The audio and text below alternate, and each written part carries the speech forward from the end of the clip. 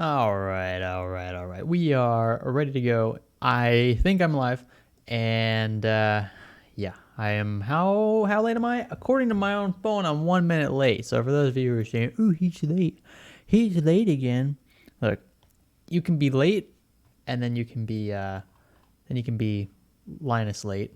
I don't think I'm Linus late, so I think they're same word but totally different definitions there.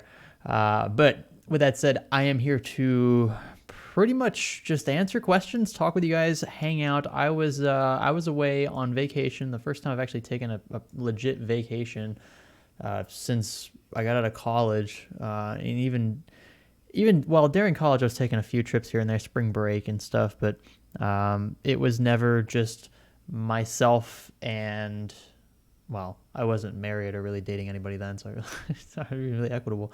But this was the first time Lisa and I could legit leave the house and just spend time with each other and not have to worry about work at all, which was scary. It's very scary not thinking about work. That just makes me want to think about work more. When you leave a YouTube channel for 2 weeks, you really got to just cross your fingers and hope that YouTube doesn't decide to stab you in the back and stop recommending your videos.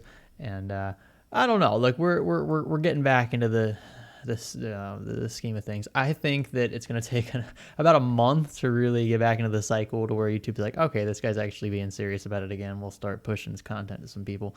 Because even if you're subscribed, chances are more than half of you aren't even getting notified anymore.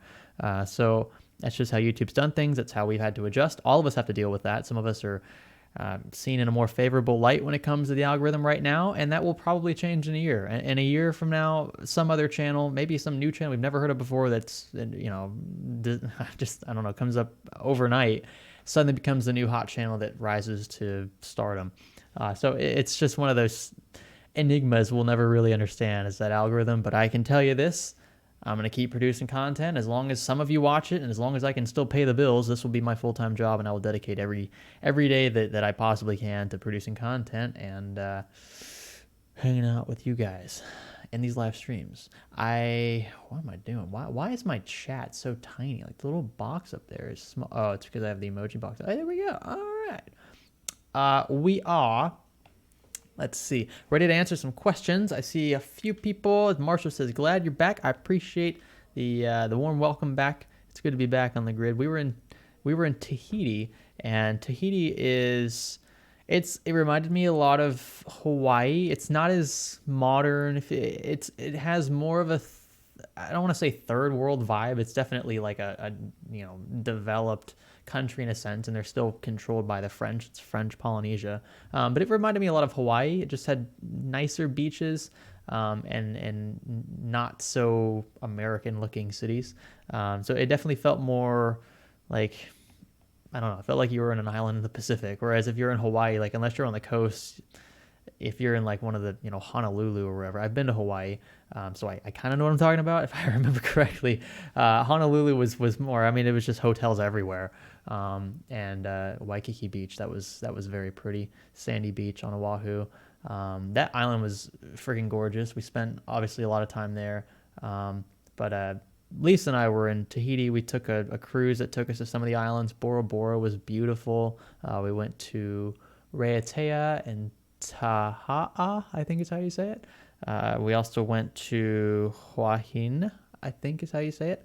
And then Papiti is the main island. So that's what we were doing. Anyway, I gave you guys enough time to ask some questions. I'm going to scroll back up here in the chat and we will get started. Let's see here. I see Nelson Lopez is in the chat. We got Roxa. Let's see. Hey, can you give me some tips on how to undervolt Vega 64? Well, I mean, all I would do is just open up Wattman and just stop. You can start lowering your core voltage, and I mean, that's literally it. That's what undervolting is. There are some more things you can do on the side to kind of offset that, right, to make the card more stable. But the whole point is just to lower the voltage as much as possible without the card acting crazy, without it, blue screening, just completely shutting down the driver, resetting, and that will in turn lower temps. So it will give you more overclocking headroom, at which point you'll probably have to raise the voltage again, but it's a fun way to kind of throw another variable in there and experiment. So it's going to depend on the card, honestly. So yeah, Let's see. Victress. What's going on, Victress? Good to see you again. Hey, Greg. Sorry I won't be able to stick around for most of today. Hope you two enjoyed your holiday. I appreciate that. It wasn't a holiday. It was just we just randomly took off then.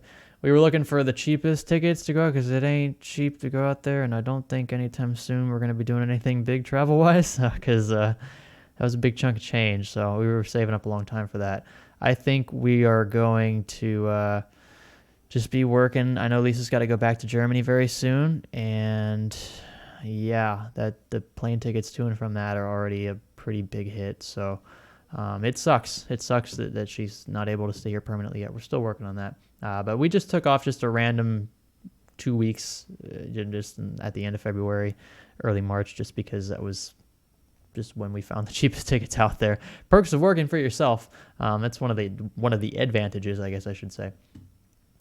Let's see. Edna Marie says, look up Ryzen 5 2600. It's $100 nationally. Do you trust it? I don't know what site you're talking about where it's $100. Like, I mean, if I Google it right now, I guarantee it's not going to be $100 on any site like Amazon or Newegg. If it is, then it's not going to last very long. If it's on a reputable site, then do it. If you got buyer protection guaranteed, do it. But if it's on some site you've never heard of and they're asking for your account information, your social security number, and everything, you know what I mean? Like, if it seems sketchy, probably wouldn't want to jump into that boat. So you have to, just use common sense, navigate websites like that very diligently, and yeah, don't do anything dumb. Don't click anything that seems a little fishy.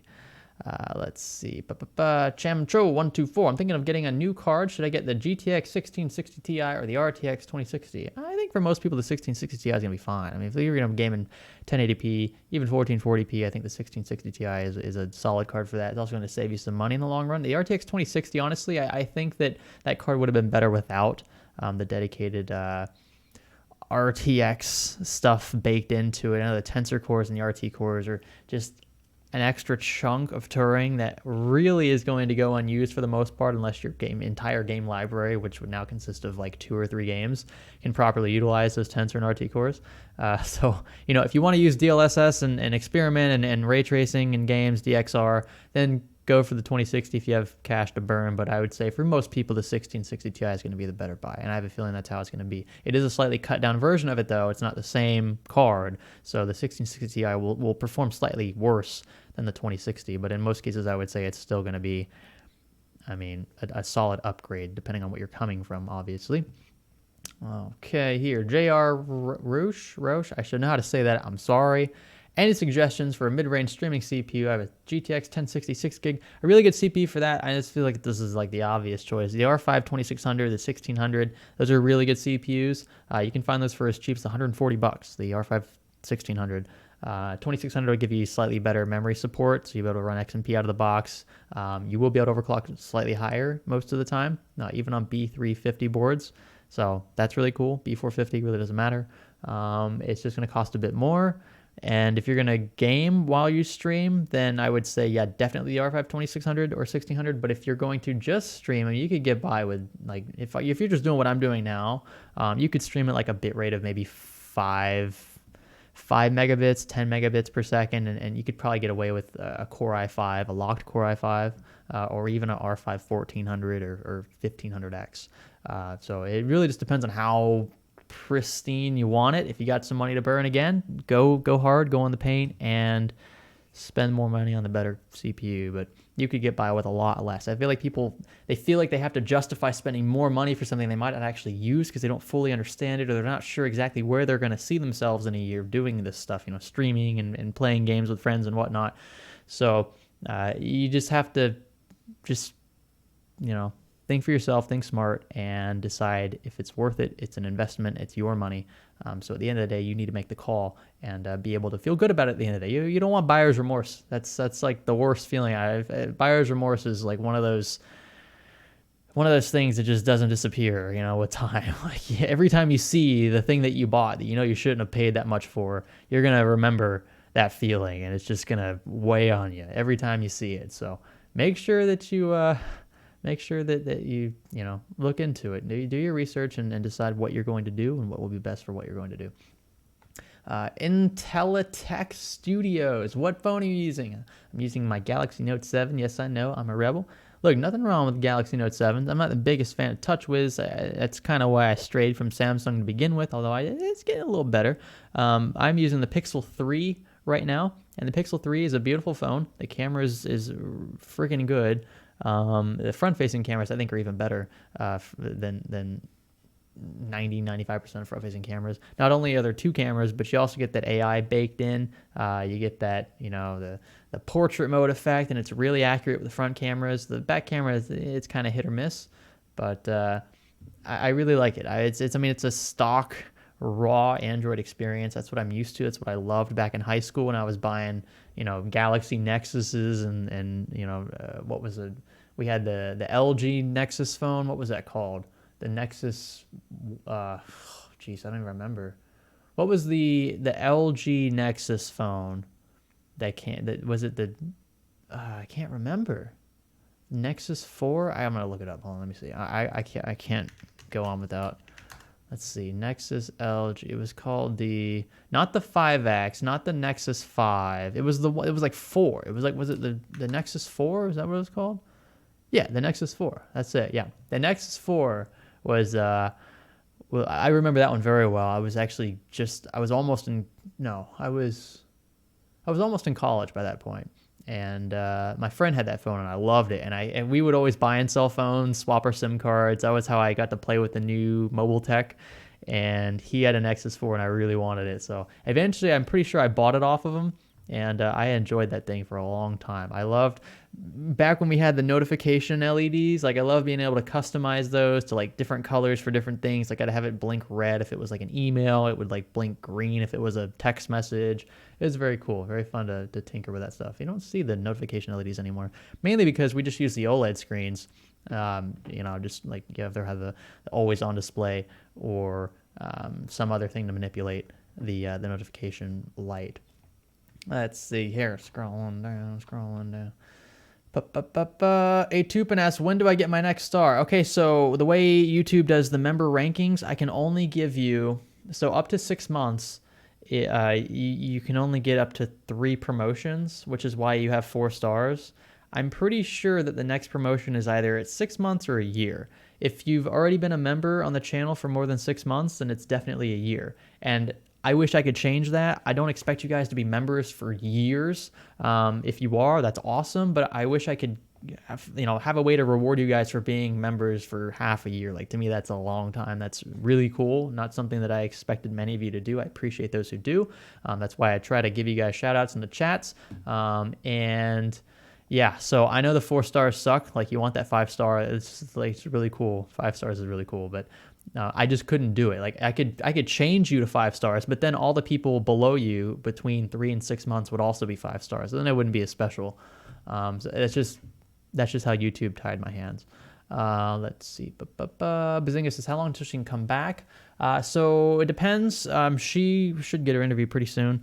And if she does, then right after that, as long as everything goes well, which it should, she'll have her green card and she'll be able to re-enter and stay here permanently. Excuse me, that's what we're hoping on. And her interview should be coming up in the next month or 2. So she shouldn't be away for much longer. And then she'll be here for good, which will be awesome. I never thought, you picture yourself when you're 15, you think about, I'm going to get married and I'm always going to be together with my wife. But I never thought I would marry someone that I wouldn't be able to be with all the time. Like, I've been apart from Lisa probably, at least up until recently, I've been apart from her as much as I've been together with her. Even before we got married, when we were engaged, and even before that. So it's just a weird, it's something that I really wouldn't wish on. Even if I had enemies, I wouldn't wish them on my enemies, because those feelings just are trash. Like, you get used to being around the person that you want to be around with for the rest of your life, and then they get stripped from you because they have to be, and you just have to talk. I mean, thank God for tech, right? We can talk face to face on camera, but it's just, it's not the same thing as being together in person, obviously. So, yeah, that's been the toughest part. I think it's just like, it's almost like one big tease. I get to see her for 3-6 months, and then she's got to be ripped away from me again for 3 months or whatever. So anyway, Let's see here. Contra. Hey, Greg, I got a 9900K to 5 gigahertz at 1.3 volts. Is that a good overclock? That is a perfectly fine overclock. I'm assuming you got 5 gigahertz on all 8 cores, which would be really good. So my i9, I actually ended up clocking back down, I think, to 4.8 all core. And like I'm running a Corsair H150i, so it's no slouch in the IO department, and I'm still getting 80, 85 degrees Celsius at 4.8 gigahertz all core. I think at 1.28 volts or something along those lines. So it's still, it's still not great, but it's I mean, 8 cores at 4.8 gigahertz is pretty freaking good. So 5 gigahertz is even better. You got a really good chip. You did well overclocking it. I would be perfectly satisfied with that. Let's see here. I'm just going one by one down the chain. I know I'm getting backed up, but I want to address as many people as I can. When will the Ryzen 3000 series be out? I have no idea. Will i9-9900K still be the king of gaming CPUs? Really depends. I can't tell you. It depends on...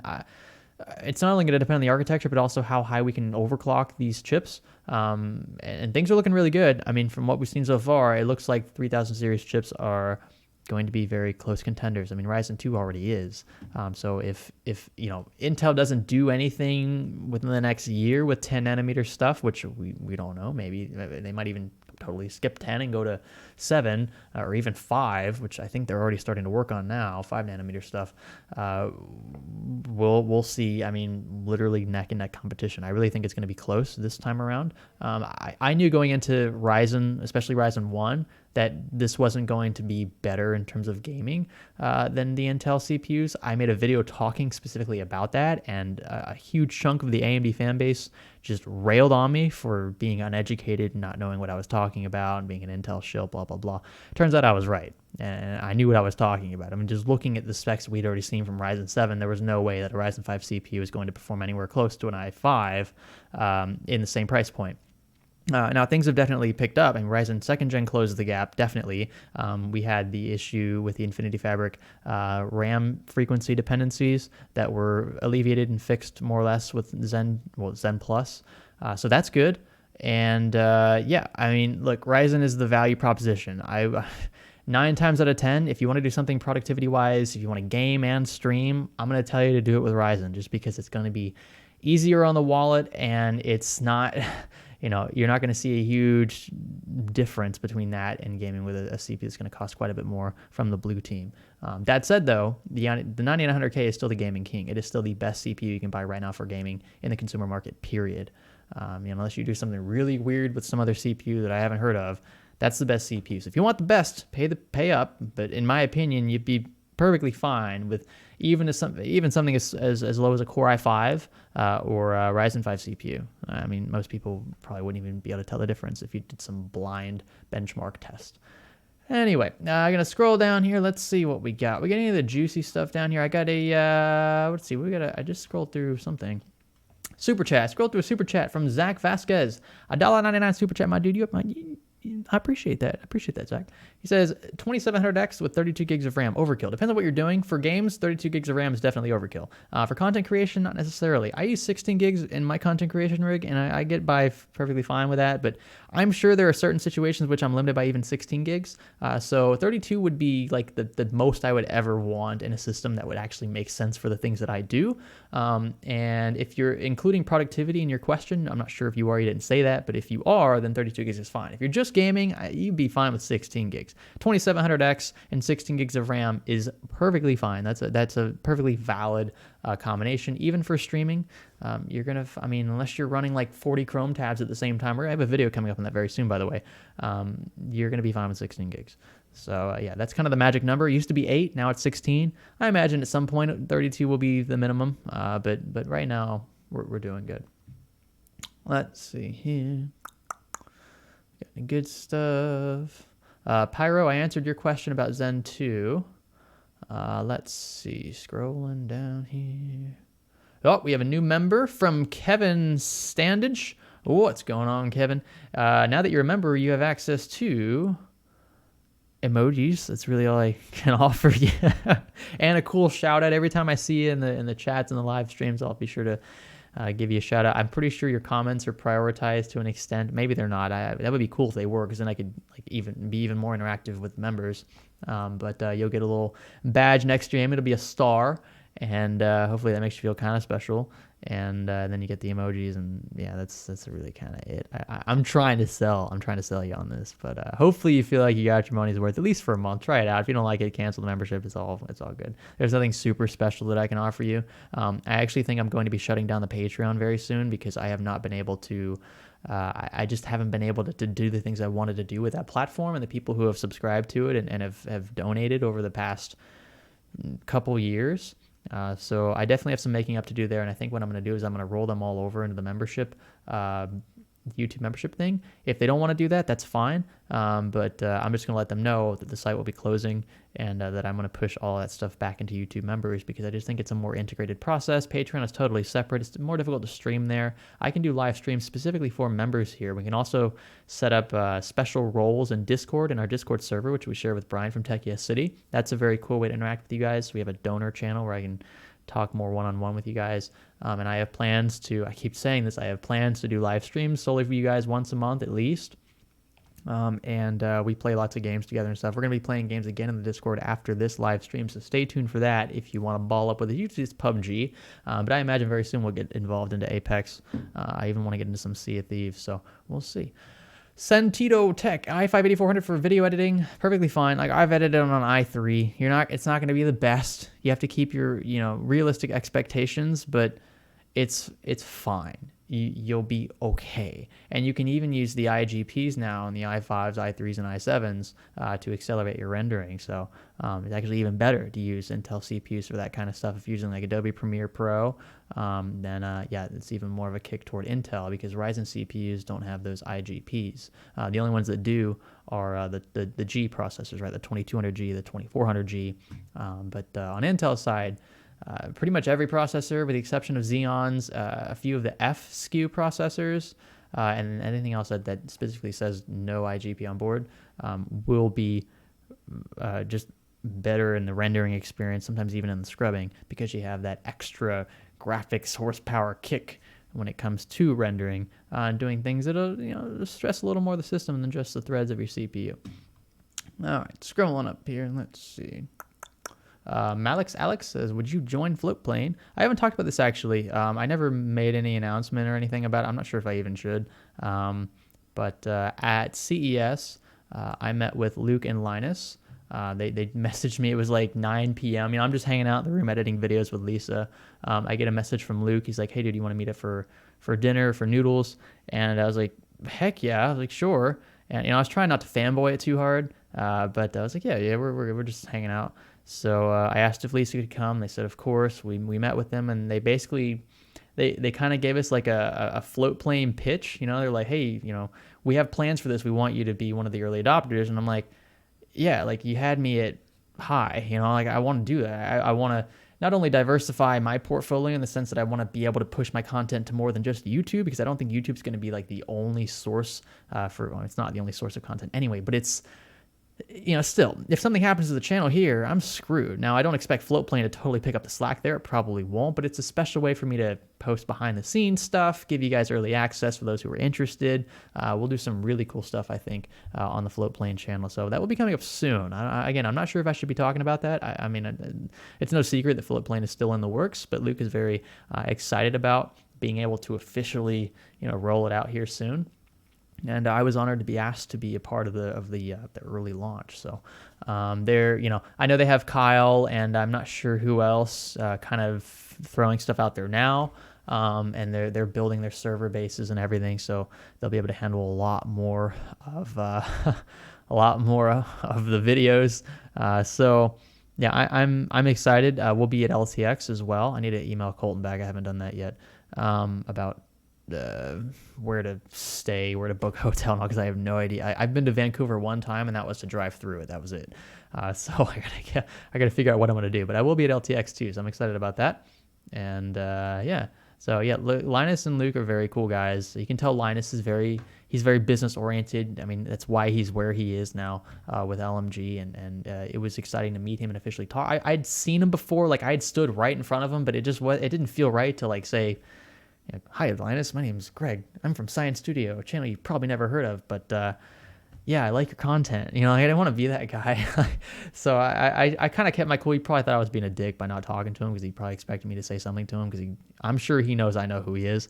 But I mean, it was cool. Like they both were. Luke is just a super chill, down to earth dude. I got that vibe from him, and so it's a good combo. I can see why they work so well together.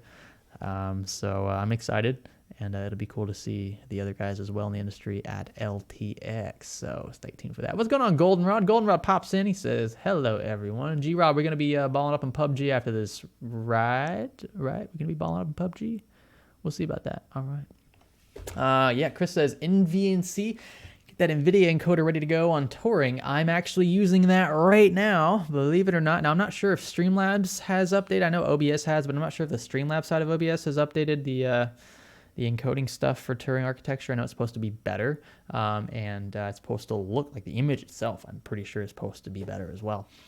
So I'm encoding on NVNC. I know it's not like you're not supposed to if you can do X264 encoding, like that's preferred because the image quality loss there is not as degraded. But I mean, when you're using like I'm using my A7S II, like this camera is extreme overkill for live streaming, so I really don't think that's a bottleneck. I mean, the image quality going into the capture card is good enough. I think it can afford to lose a little bit of the quality during the encoding process. So, plus, it makes my system run super quiet. Like this graphics card can stay super chill. I think we're at like 55 degrees Celsius right now while encoding, maybe even lower than that. Utilization is pretty high, which is actually a good thing. So, yeah. Let's see. Scrolling down here. What do we got, folks? You guys are bringing up some good points, good questions. Yo, Chris Stolz became a member. My dude, Chris. What's going on, Chris? Chris is obviously, I'm not going to give away his identity, although I'm sure some of you know who Chris is. Chris is thebomb.com, thebomb.net, thebomb.co.uk for those UK fans out there. Chris is someone I've worked very closely with in the industry in the past. It's a shame we don't work as close anymore. He's moved on to other things in his section of the industry. But Chris is good people. Every time I'm at an event, whether it be at CES or Computex, hopefully at some point soon PAX, I try to meet up with him, and yeah, we just hang out. Chris is a cool dude. And we're going to get into some Sea of Thieves here soon. He told me about that, and a few other people are asking about Sea of Thieves, and it looks really cool. I was watching some gameplay on YouTube, and I'm like, yeah, I got to get this game. So I just got to bite the bullet. I just have to be like, I got to just put my money where my mouth is and actually buy the game and freaking play it. That's what I got to do. I just got to actually do it. That's the hard part. Spending money is the hard part. He says, I had no clue YouTube had a subscription feature. Okay, well, technically, this is the stupidest part, okay? Subscriptions on YouTube, right, are totally free. It costs you nothing. You just click subscribe and you get notified, unless YouTube decides to screw the channel involved. But on Twitch's side, a subscription is the paid contribution, right? So you get the perks.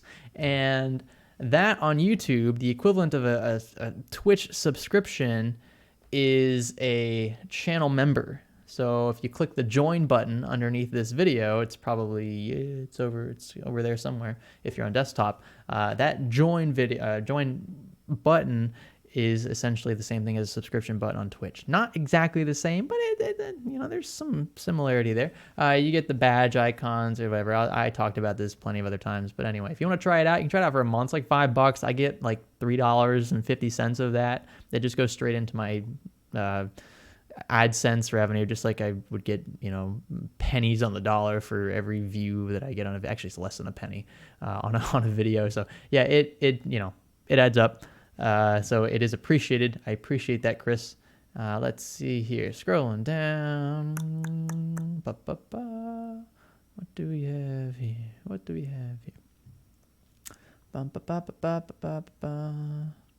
Uh-oh. Dang it. Sometimes when I scroll too far, it skips.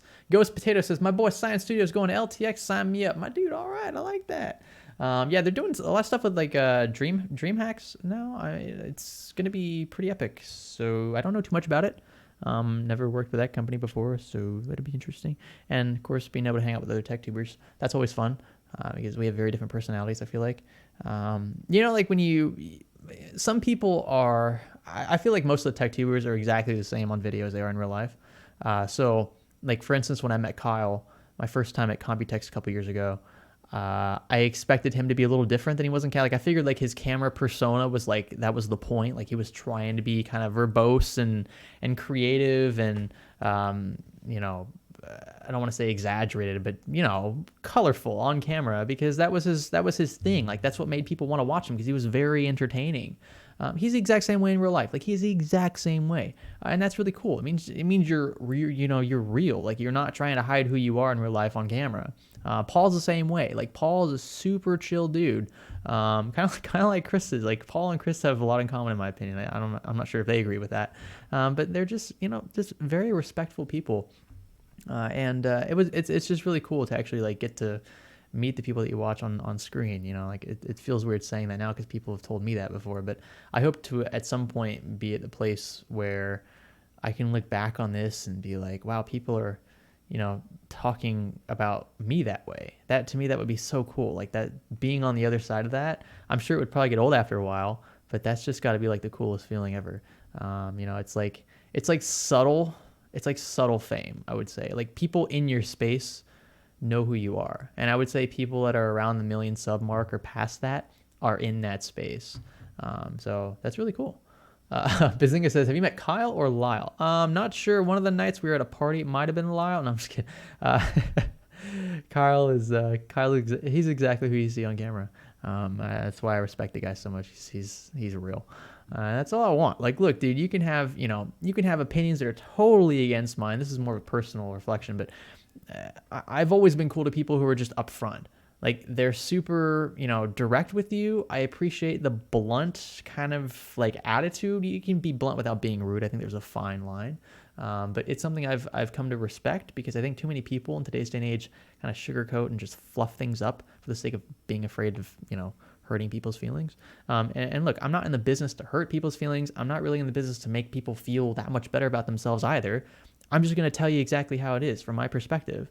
And I think people should appreciate that because not many people are going to tell it to you straight. So anyway, words of wisdom from Greg in today's Q&A. Let's see here. Scrolling down. Streamlabs hasn't updated Turing and VNC yet. That sucks. Yeah, I know they were working on it. I'm not sure if that's going to happen anytime soon. But if OBS is already sporting it, then I'm sure the Streamlabs side of it will at some point. I use Streamlabs because I'm more familiar with the UI. I think it's a little more friendly. Although OBS is, you can get by with it in OBS too. Let's see here. Scrolling down.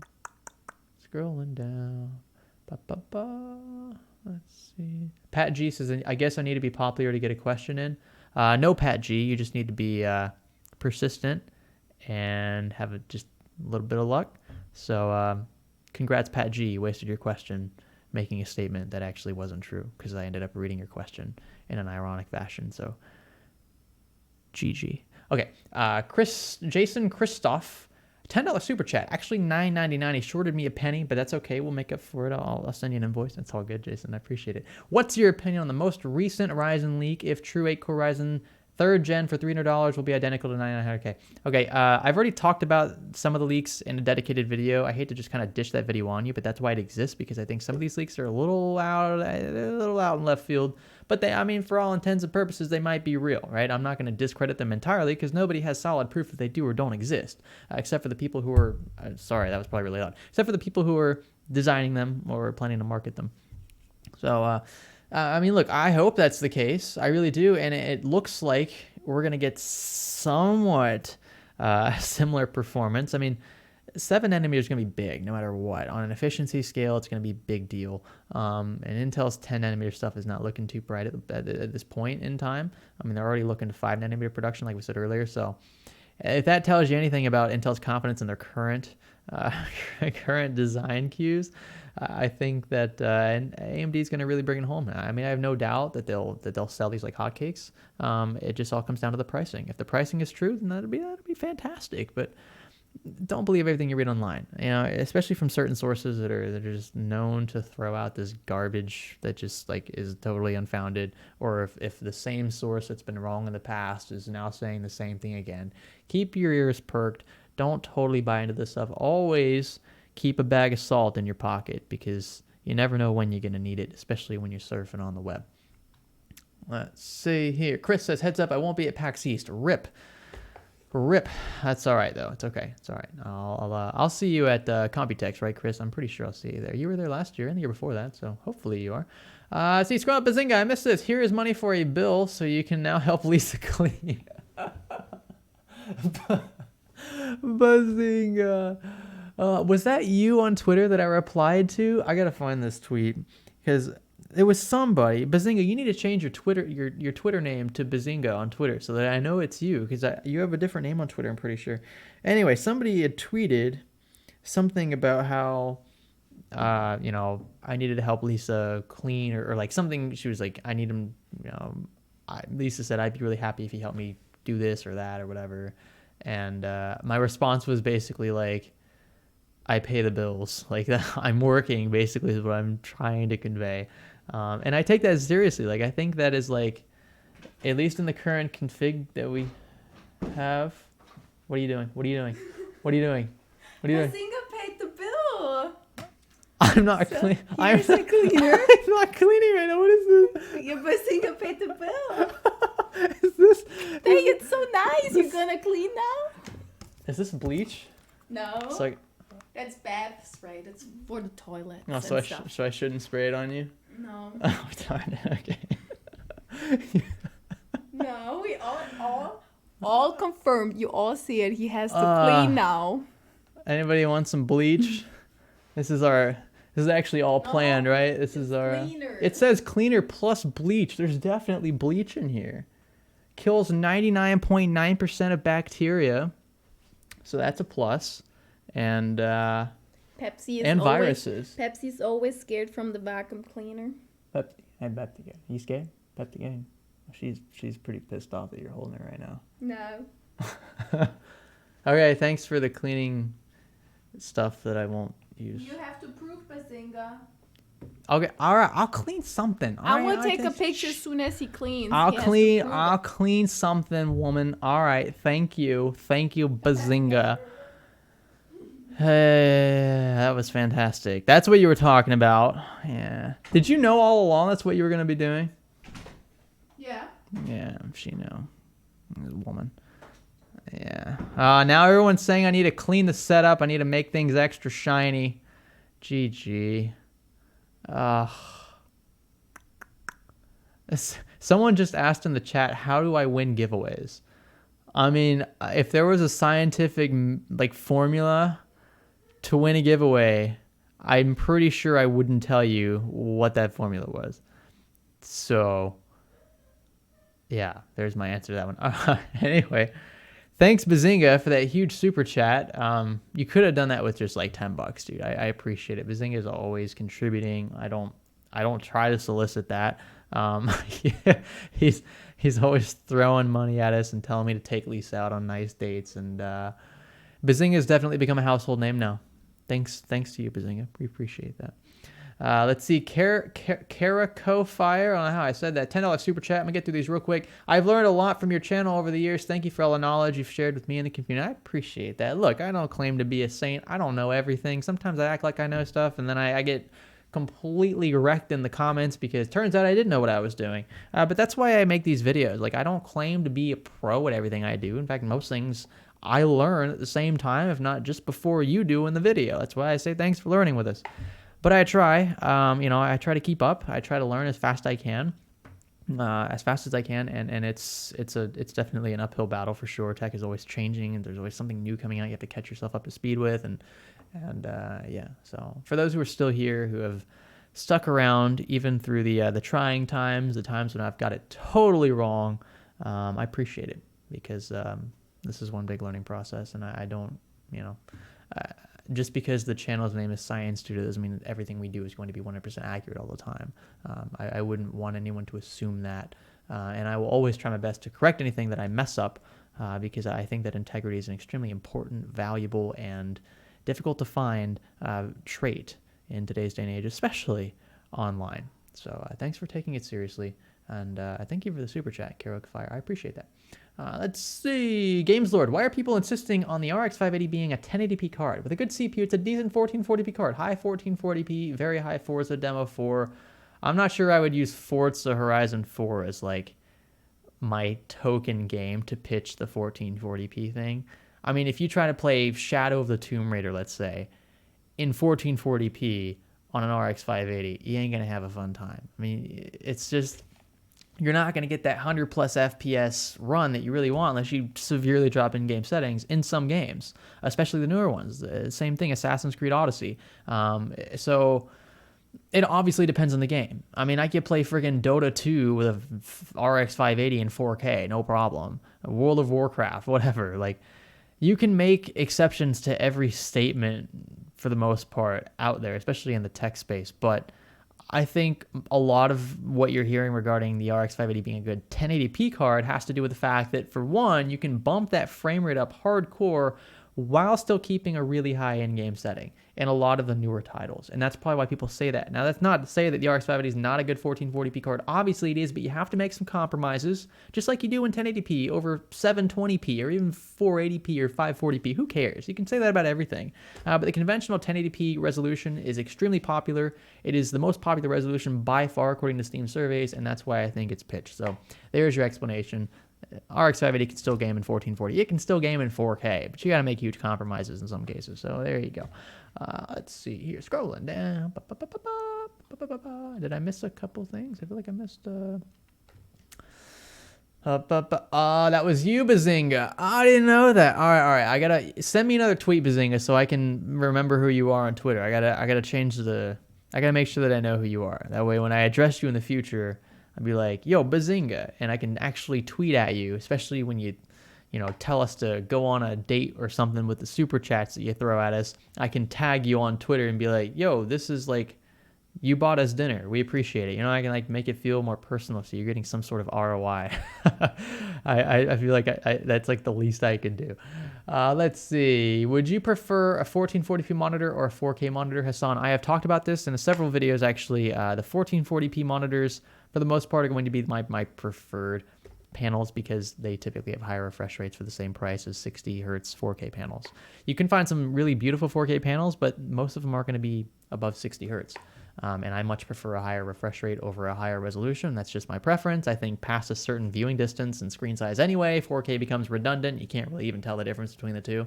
I mean, I have a 4K screen right here. This one's 4K, and this one's 1440p. And from here, I mean, I can kind of tell. Like, these are both 27-inch panels, and I can barely tell the difference with these wallpaper. And this is a 4K, like a legit 4K wallpaper. So it really depends on your viewing distance and how close you sit to the screen, how big the screen is, and your refresh rate. That's a huge one for a lot of gamers. So you have to weigh that in as well. Let's see, scrolling down. I just got to the part where you guys are saying rip about me getting all the cleaning stuff thrown at me. Jason Christoph, again, 99 super chat. My dude, I'm basing my info off the CES bench test in its unfinished form. Also, 99 cents is because I'm on my phone. iPhone won't do full dollar amount. I've been told that, but I've never given a super chat over the phone. So I guess I just need to assume that's the case. Anyway, yeah, thank you for that. I appreciate it. And okay, so CS bench. So I'm assuming you mean Cinebench test. I'm just gonna assume I don't know what the CES bench test is. So yeah, Cinebench. If you're talking about Cinebench, yeah, I mean you could see. I'm sure there are some leaked results out there regarding the 3000 series Ryzen stuff, Cinebench. But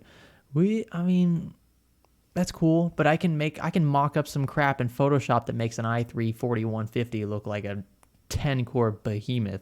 Like I can change the Cinebench score in 2 seconds, and I don't even need to use Photoshop. I can use freaking Microsoft Paint.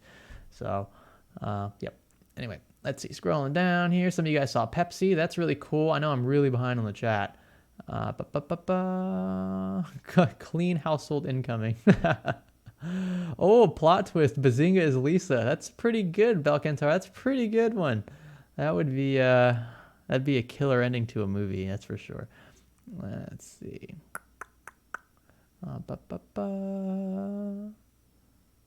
Okay, let's see. Hezadu 12. Hey, Greg, I'm not sure if you've spoken about it before, but do you have an engineering type background or have you pretty much been self-taught? I have a petroleum engineering degree. I have a master's in business administration, and that's as far as my education goes. So the petroleum engineering is a mixture of mechanical engineering and chemical engineering and geology, kind of all morphed into one.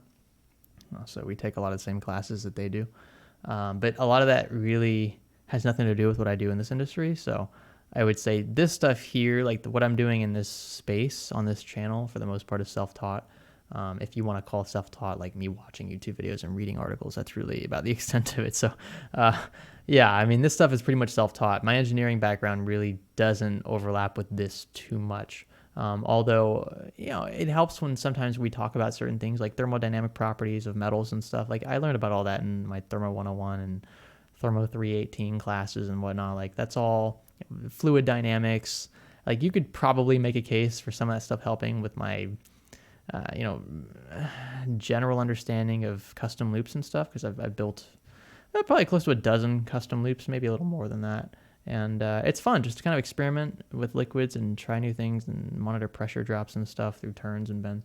I mean, you could pretty much take that stuff anywhere and apply it to some extent. Even the MBA, like the business stuff, I use that pretty much every day here on the channel, the money management, all that good stuff. I have a video coming very soon, by the way, regarding the finances of Science Studio. So I'm going to break down all of our finances. I'm not going to show straight up money amounts, but I'll show tons of percentages. So we'll break down where all of our revenue comes from, and by percentages as well. So we break down Amazon, Newegg, AdSense, promotions like with companies for pre-rolls, like what all kind of amounts to what percentage of the income that we receive per year. Now that I just finished my taxes for 2018, I can kind of look back and categorize all that data and analyze it and try to figure out where to move forward with 2019. What I'm going to do is also group by CPM, try to see which videos are the most popular, which ones are the most expensive, in the sense that like how much am I being paid per view on a video. It changes with every video. Some videos are $1 per CPM, which means I make $1 per thousand. Well, $1 per CPM is not accurate. $1 CPM is how you're supposed to say it. It's the cost per mil, or the cost per mil. It's the cost per thousand views. So $1 CPM means I make $1 per thousand views. Do the math on $1 million video. What do they give me? $1,000. So, you can kind of stretch that however you want. But I would say that $1 CPM is a pretty low CPM, especially for tech channels.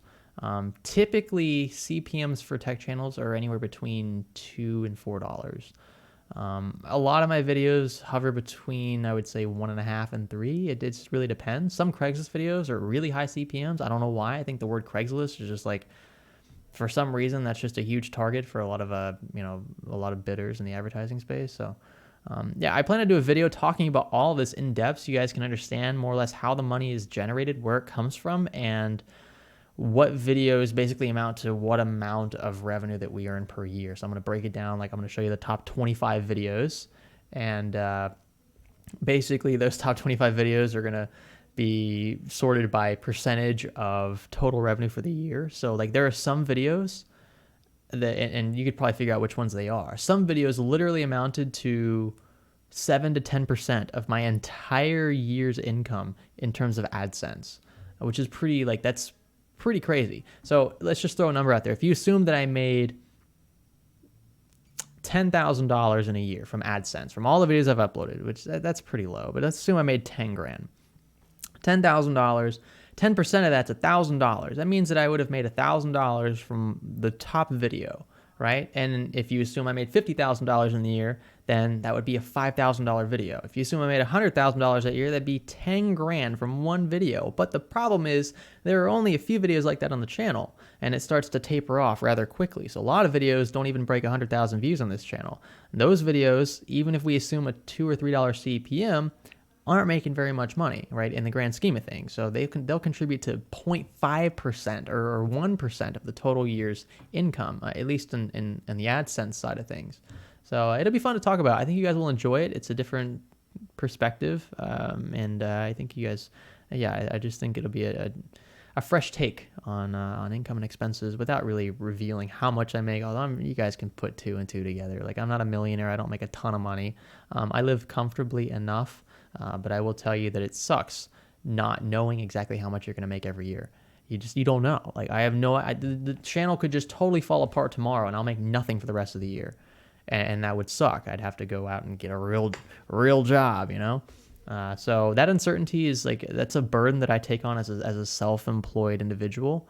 But it's fun at the same time. You know, you're living on the edge and you're kind of in control of your own fate, of your own outcome. So I like that a lot.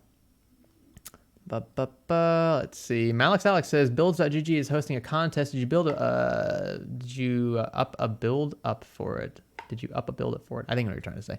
No, I haven't. I was just talking actually to the guys that run builds.gg because we've done a few pre-rolls for them. I uploaded, actually, I don't know if I have yet, but I have pictures of like 4 or 5 of my past, like my most recent builds, and I'm going to start uploading every single build, even the case review builds, up onto that site so that you guys have like an archive of Science Studio builds. You can go back and look at them, and I'll link the videos too. And they told me that site's blowing up. Like they're reaching tens of thousands of users. That's incredible. That's awesome. And I really liked it when they first pitched it to me. Like, hey, do you want to promote this? I went and checked it out. I used it. I like the search engine a lot. The pictures are really great. The community seems really healthy. And that's why I was behind it. That's why I promoted it. And I would gladly do it again. So yeah, you'll see contributions from Science Studio for sure very soon. And then it's going to be a routine thing. Like, just going to be one part of my workflow is just to upload pictures of the build in question to builds.gg. Let's see here. Bazinga says, just as long as you make enough to pay the bill so you can help Lisa clean. Oh, rip. Cleaning sucks, but the end result, seeing the clean room, knowing that it's your work, you know, you did that. It's your, I'm not going to be dusting anytime soon, though. Dusting sucks. It's just like allergy havens in here. Let's see. Don't worry. Greg still has spare dough for a mistress. LOL. From my lady, for Lisa, sure. I don't know about a mistress, though. I don't know where you're getting that info from, my dude. I like my stable paycheck. And see, that's the pro of working, you know, in the private sector is like just a whatever you do. If you're a mechanic, you work 9 to 5. You know what you're getting paid because you're working 9 to 5. That's set up way in advance. So, really cool. Chris says, to be frank, if things do go south, you have both your educational background and your YouTube content to fall back on if you ever need to get a real job eventually. And that's true, too. Like, I never looked at YouTube as like a fallback. Like, I think that even if I got a real job in the future, I would still probably try to hold on to the YouTube channel and at least do 1 video a week. So a lot of channels get by perfectly fine with just a video a week. And it could be a really good video, right? Because I could put a lot of time and effort into that, just that 1 video. Because right now I'm basically a one-man show. I'm doing everything on my own. That's why it sucks sometimes trying to cram videos in without, you know, knocking on my own quality. I feel like there's a certain expectation from the audience, and I try to keep that up. I don't want to throw garbage up on the channel. But at the same time, I mean, I don't want to be factually inaccurate. I want to make sure that I double, triple, quadruple check everything. And sometimes when I'm my own, you know, boss, like, you get that groupthink mentality. You're just like, oh yeah, this is good. You know, like, you try to think for yourself, but at the same time, you're the one who has to make the decision. So it's like, why am I even wasting my time here? It would really help if I had like 2 or 3 other people who knew what they were doing working with me. But because I don't, and I know other people don't as well. I mean, we just have to make do with our own research, the stuff that we find, asking questions of others that have been in the space before, and just kind of, you know, handle it as best you can and learn from your mistakes. Oh, Chris says portfolio. Yeah, you know, I've tried to use, I don't know if, like, when I have to explain YouTube on my resume, because I've sent my resume to a few people. I've applied for a few jobs in town, especially after the hurricane hit. Like, they've been trying to rebuild. A lot of people have moved out. I applied for a, what was it called? Not software engineering. It was called, oh gosh, I don't remember. Basically, it was like a computer engineer position. But it was, you basically just went around to all the public offices, all the government facilities, and checked on PCs and made sure they ran properly, upgraded equipment. Like, this is like stuff that I literally do every day on the channel. And then on my resume, I'm telling them that I have, several years of experience building PCs, working on PCs. I've run my own company. I understand finances very well. I understand the logistics behind sourcing parts and everything else. Like I get all that. I do that every day. But I feel like it just doesn't translate well on a resume. They're like, oh, he does YouTube. Okay, he's just a kid. He doesn't know what he's doing. I don't feel like they take it as seriously as they should, especially when it's an older person hiring. That's just my take. That's the feeling that I get when I hear back from some of these people. They're like, we decided that you're not qualified for this position. It's like, okay, show me the guy you hired, and then maybe we'll decide if I'm not qualified or not. Like I just have a feeling that it's either my age or the fact that I'm a YouTuber or both. It could be both. I don't know. And that's fine. Look, hire who you want. That's your right. You can do that without openly discriminating on the basis of race or religion or anything like that. And it's what you can't do in the States. But at the same time, it just sucks that sometimes you just get emails back that say, yeah, sorry, you weren't qualified for this position. It's like, okay, thanks for that. Appreciate it. Thanks for the tips. Like I wish I knew more about why I wasn't, or what they were like. Did they hire a guy who had 10 years experience? Fine. Yeah. A guy has 10 years experience. I'd hire him over myself. Like I totally get it, but it just sucks because you don't really know what's going on in their head, and you can't really justify it after the fact because all they're looking at is a piece of friggin' paper that shows that you went to school for 6 years and that you have a YouTube channel, That's the frustrating part about it. But anyway, that's my little side rant. Just some little inside info into the stuff that I've kind of run into regarding this profession and my plans for the future. The Nerd Corner, $2 super chat, my dude. I appreciate that. Use this for some respirators while you clean. I appreciate it. You know what? I might have to. I'm actually worried. Like Lisa, she'll go into the bathroom and she'll clean we have a second, like a guest bath. And sometimes my brother will hang out, like they're still living. They just bought a house. They're going to be moving very soon. But as of right now, they're still living in a gutted house.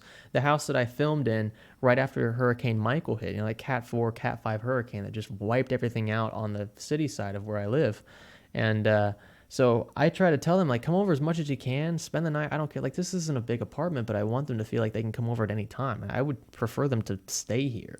But it's just not a big place. So my brother, he tries as much as he can to, well, I wouldn't say as much as he can. He's been really respectful of boundaries, but he knows that he can come over anytime, and I don't have a problem with it. Neither does Lisa. And I don't blame him. I mean, heck, I'd want to get out of that house too. There's literally no walls in that house. There's just studs and, that's it, like a frame and brick, and the carpet's all ripped up, and it's not a pleasant situation. They've been dealing with that for months, so I'm glad they finally get to move out of there, and they're gonna be moving somewhere really nice here soon. But anyway, my brother comes over. He'll use the shower and stuff, and when he's sleeping over, and so Lisa will go in there and clean sometimes after he stays for a few days, and she'll take this stuff and she'll spray it like all over. The tub in the guest bathroom is just a cheaper, like one of those little acrylic mold tubs, whatever I don't know what they are. Not porcelain, but that plastic white, whatever that is. She'll spray this stuff all over. It's what you're supposed to do. It's white on white. It's bleach. It's good. It gets all the grime up. And I'll kind of walk past that bathroom. It's right here by the office. And it'll just smell like straight bleach in there. I'm like, how on earth? Like, do you have to walk? Like, you have to hold your breath when you walk in, spray, scrub a little bit, and then come out and actually breathe again. Take a deep breath and then walk back in and start working again. I don't see how she does that, but she does. I mean, it's probably not good for her. She should probably be wearing a respirator, but she's a trooper. Let me tell you. I mean, this stuff is like super strong. It's definitely not good to breathe in. I mean, it's no different than I guess breathing in like cat litter or anything like. We have to deal with that with Pepsi, but. Still, let's see here. What do we have here? Oh, Timothy Michael, where can I find the cheapest 2080 Ti right now online? You just go to PC Part Picker, type in 2080 Ti, and just sort by price. Like, that's what I would do. It'll source any of the major retailers. So there's your answer. You could probably do that faster than I could. Let's see. Tom Brown, Ryzen 5 1600 is down to 120 on Amazon. This is pounds. Warehouse is that a good deal for Ryzen?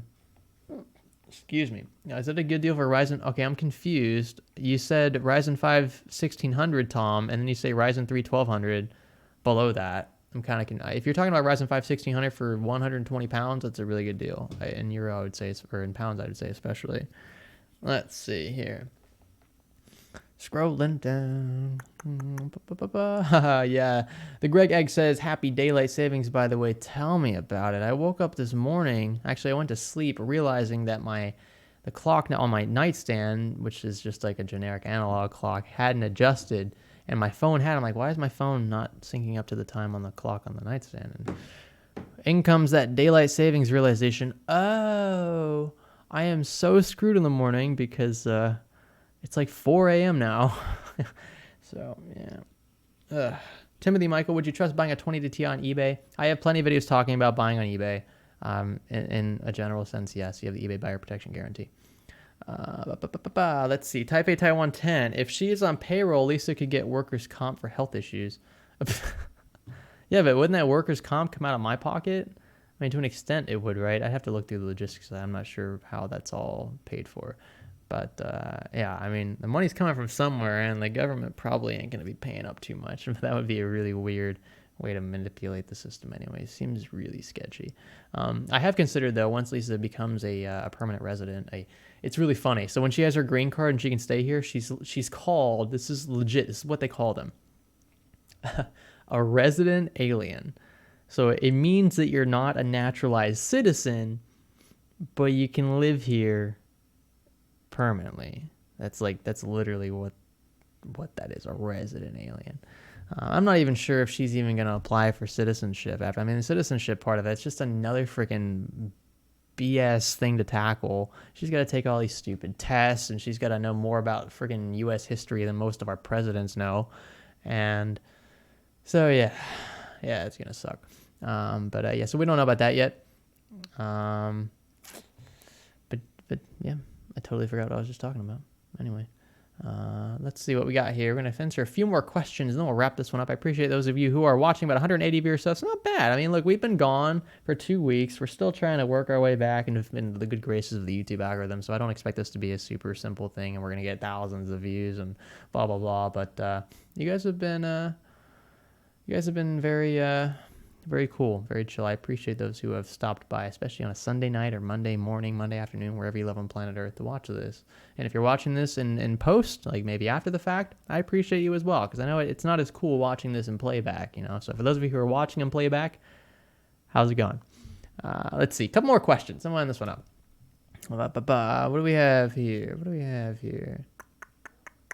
Mesh shots. I don't know how to. What is the most expensive graphics card you can buy? You can look that up yourself. Just Google it. I mean, a Titan RTX is probably one of the most expensive. I mean, like consumer grade graphics cards you can buy. Probably that.